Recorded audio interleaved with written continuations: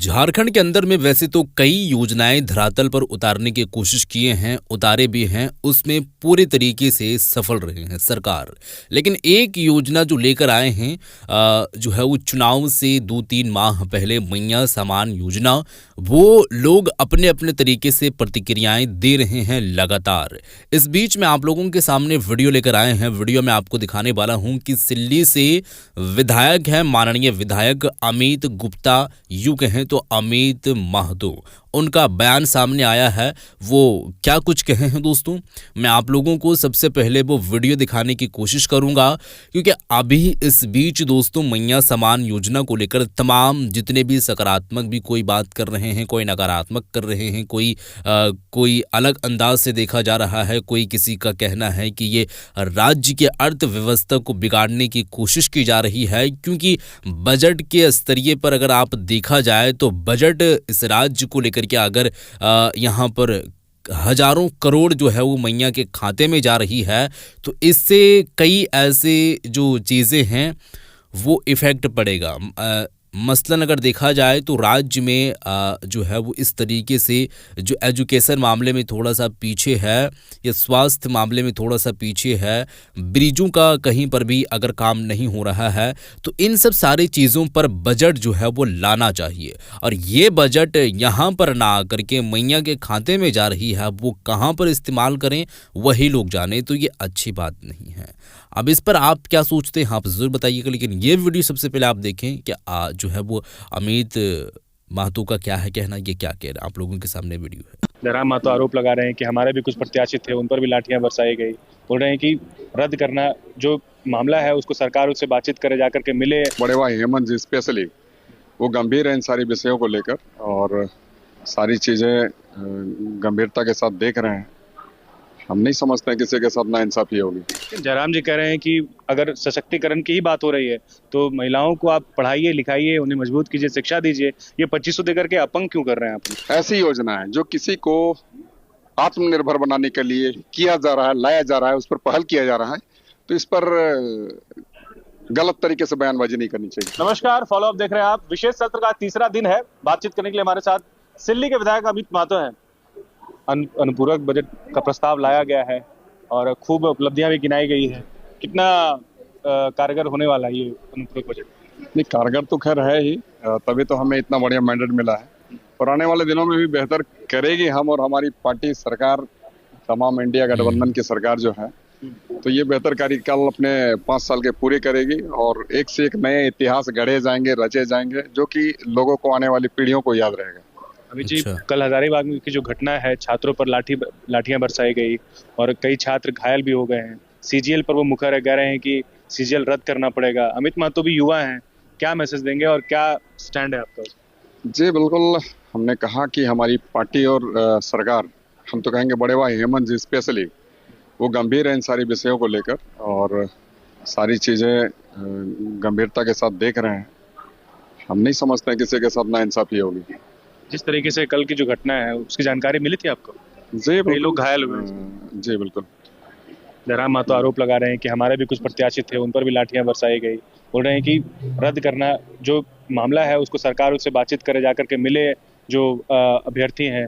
इतना सड़क पर जिस तरीके से जो मामला चल रहा है उस पर कम से कम एक वार्तालाप होनी चाहिए। जी बिल्कुल, हमने कहा सर कि इन सारी विषयों को लेकर पार्टी और पार्टी के हमारे जो अध्यक्ष हैं हेमंत गंभीर हैं और इन सारी वस्तुओं को बेहतर करने की कोशिश हमेशा ही की जा रही है।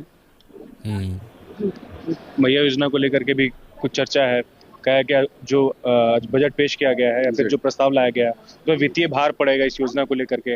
बीजेपी हमला कर रही है कि इस योजना को लेकर के कई योजनाओं पर इसका प्रभाव पड़ेगा। कई जो योजनाएं जो कार्य मतलब जो योजना धरातल पर अभी उतरी हुई है वो बंद हो सकती है इस योजना के माध्यम से। ऐसी बातें नहीं है और कहने वाले लोग कुछ भी कहेंगे। अगर हम बात करें लाल कार्ड पीले कार्ड की, हम बात करें वृद्धा पेंशन विधवा पेंशन की, हम बात करें साइकिल योजना की, तो ये तमाम चीजों को तो बंद कर देना चाहिए। ये कहीं ना कहीं आज चूंकि हमारा ये झारखंड प्रदेश और यहाँ रहने वाले वासी कहीं ना कहीं बहुत ही नीचे हैं और विकास से कोसों दूर हैं, हमारी स्थिति आज ये नहीं है कि हम बेहतर तरीके से अपना गुजर बसर कर सकें। हमारी स्थिति ये नहीं है कि हम 2 शाम की रोटी खा सकें। हमारी स्थिति ये नहीं है, अगर हमारी रोटी नहीं अगर हमें मिलती है तो हम शिक्षा की कहाँ से बातें कर सकते हैं। तो इसीलिए हमारी पार्टी और पार्टी के प्रमुख, हमारी सरकार और हमारे यहाँ के मुख्यमंत्री इस विषय को लेकर गंभीर है कि कैसे हम लोगों को आत्मनिर्भर बनाने का प्रयास कर सके, और ये सार्थक प्रयास हो रहा है। इसलिए मैया योजना की शुरुआत की गई है।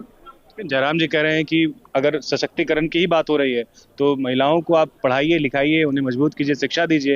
ये 2500 देकर के अपंग क्यों कर रहे हैं आप उनको? जी बिल्कुल, पढ़ाई में कहाँ किसी को रोका गया है। मैं पूछता हूँ, 1 से लेकर मैट्रिक उनके प्रतिभा को मारा जा रहा है 2500 रुपए देकर के।